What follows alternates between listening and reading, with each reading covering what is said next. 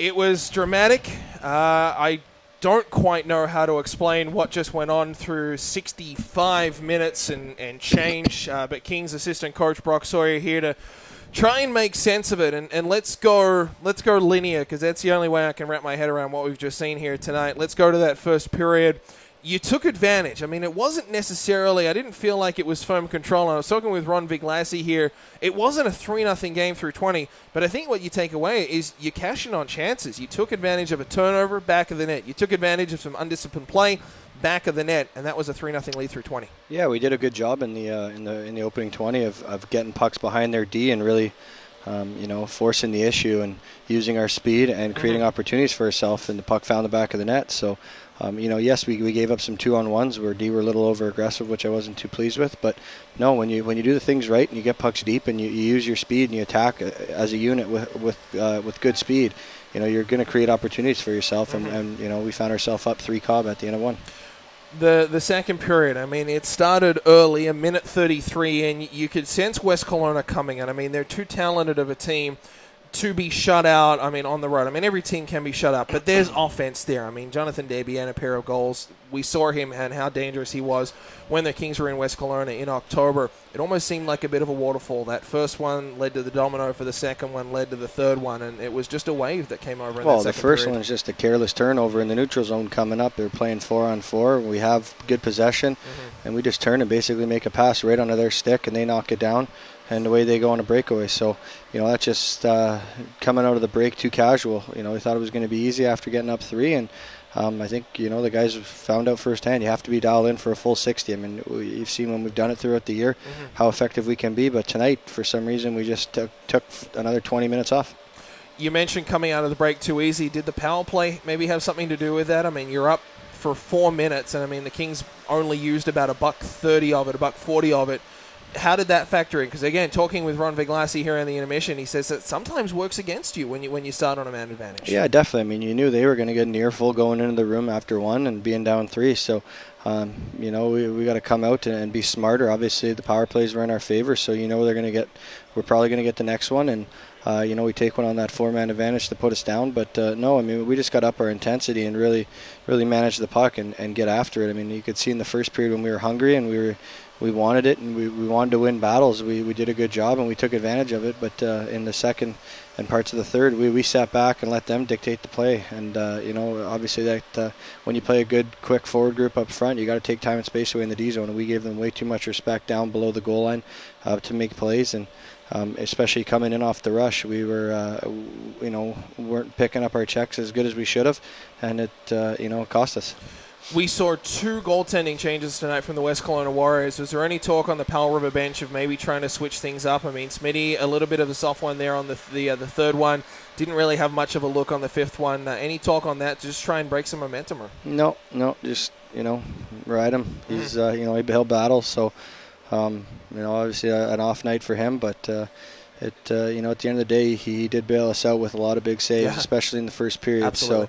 So, no, he gives us a chance to win every night, and didn't even question to make the switch at one bit. If it was our own stupidity that was leading to their goals, and it's obviously we let them down. So, obviously a tough one tonight, but.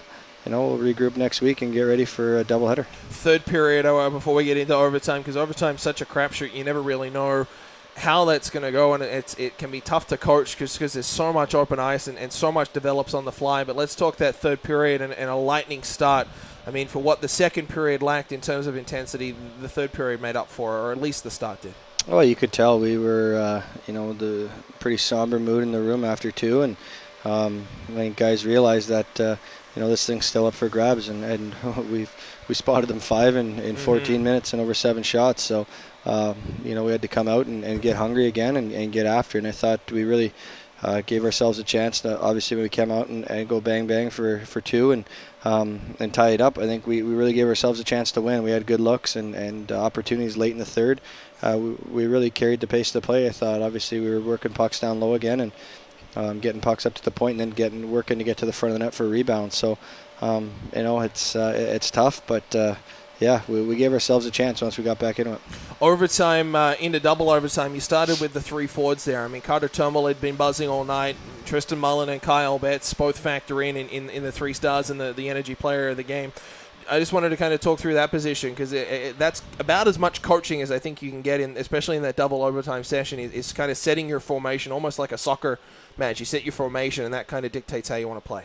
Oh, we just kind of decided to go outside the box and go 3 forwards. I mean, those guys were great all night at both ends of the ice. Obviously, in the offensive end, they they cashed in and created chances, and I think we would have been gone on a 2-on-1 there late in the game, obviously, but the linesman got in the way. So, they were buzzing all night, those 3, so we figured why not roll the dice and try it out.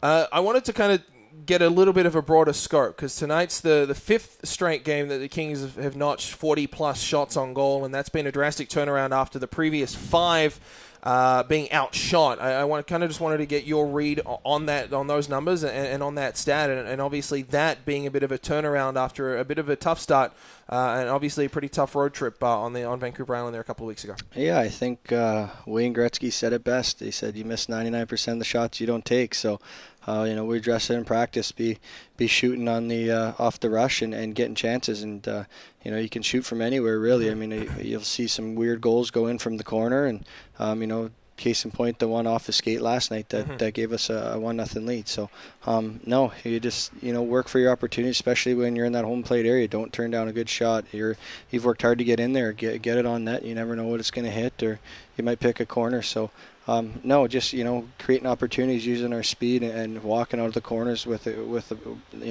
some urgency and some aggression to get to the net. And you got to pay the price this time of year. It's harder to score goals, and the more pucks you can throw at the net, the better chance you have. Let's talk next weekend because really with everything that's on the line, it doesn't really get much bigger than some divisional opponents and the team that is right behind you in the standings. Last we checked, they were well up on Coquitlam, so we can assume that is now a final, and the Capitals getting the 2 points that they lost last night with West Kelowna beating them there. Massive doubleheader and pretty much second place in the division next weekend on the line. No, for sure, and I mean that's obviously what both teams are fighting for, is for home ice in the first round, and obviously it's it's huge. Like you said, it's massive, but it's we spotted them 4 victories in their building in the first part of the year, so. Last time we had them here, we took care of business, but we can't rest on our laurels. We got to be hungry. We got to be ready to play because they're going to be coming over and being jacked up. They know that second place is attainable, and it's an 8-point weekend. So, we're going to have a good week of practice here and dial it in and be ready for a war. It's almost like a mini playoff series. And then you get Victoria on Monday on Family Day, which incidentally is a free hockey game. No admission charge there on Monday. A bunch of local sponsors getting together and giving everybody a great thing to do on Family Day Monday.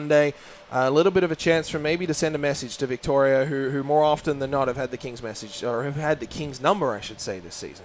Yeah, I mean, it's you don't want to look too far ahead, but that's another big game on the calendar, and same thing. We've had some bad luck against them and haven't really brought our best. So, first things first, we'll take care of business Friday night and get ready for Monday. But for 3 games in 4 nights, we've played more in a shorter span of time. So. The best part is we're at home. We got no travel. I know there'll be some families coming in for it. So, for the people listening, it's going to be 3 good hockey games here at the complex. Tonight, almost unprecedented. It's the first time the Kings have lost a hockey game when leading by 3 since the 2012-2013 season. Now 62-0-3 since that season. Still quite don't know what to make of that second period, but Brock, appreciate you coming up here and doing this. Yeah, it's just junior hockey. It's it's a roller coaster of emotions. I mean, at the end of the day, these guys are all teenagers, so it's managing your emotions and playing the right way. So, I mean, hey, if you're going home from a fan, yeah, you're upset you lost, but that was a pretty good. You got a lot of goals. Value. Yeah, you got a lot of goals scored. So certainly some emotions, definitely some heart palpitations up here. Brock, thanks so much for coming up and doing this. Thanks for having me. Thank you.